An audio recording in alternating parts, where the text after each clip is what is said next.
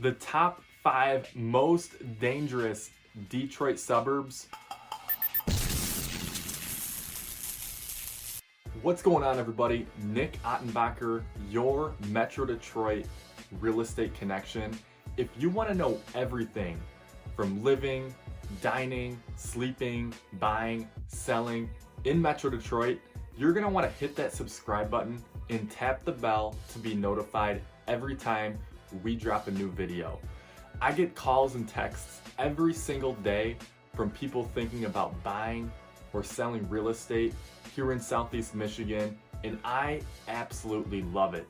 So if you have any plans to buy or sell a home here in Southeast Michigan, call me, text me, email me, or even send the pigeon carrier because I've got your back.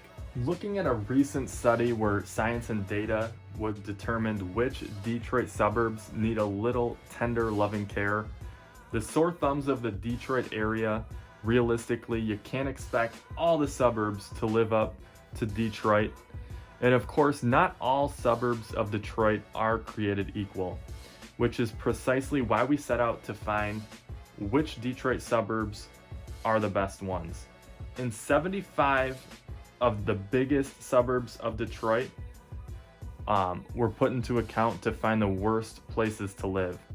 And while you won't necessarily find them on the worst places to live in Michigan, these 10 places are a little far too downwind in Detroit in terms of quality of life. And number 1, looking at look at the ball rolling with River Rouge, the absolute worst place to live in Detroit according to the data. And in the world of worst rankings, River Rouge beat the competition pretty handily thanks to scoring in the bottom 15% in 3 major categories. Income is the 3rd worst in the Detroit area, and to make matters worse, the city ranks 2nd worst when it comes to home values. But I mean, at least it's very cheap to live there. But there's a reason for that.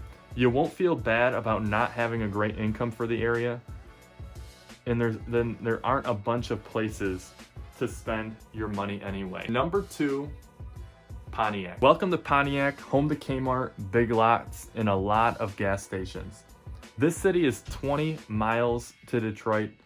Income levels here are the 6th lowest in the metro area, where families bring in about $33,000 per year, which doesn't go a long ways, even on a shoestring budget. Number 3 is Highland Park. Back up the highway we go for the 3rd worst Detroit suburb you can live in. You might have expected to see Highland Park on there. While the cost of living is low, your entertainment and work options are limited, and that's really an understatement. In terms of numbers, it's the worst 15% for insurance, and the adult high school dropout rate is poor compared to other Detroit suburbs. Number 4, looking at Ecorse. If you live in Ecorse, most likely you struggle to make ends meet every month. It ranks as the 4th lowest Detroit suburb when it comes to residents making money. And not only that, but this is the 3rd worst unemployed suburb you can live in if you choose to live near Detroit.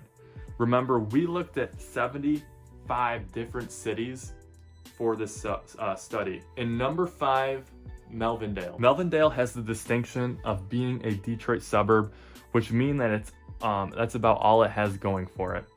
All snarkiness aside, Melvindale has the 6th lowest income or home values in the Metro Detroit area, where the median price is $61,000.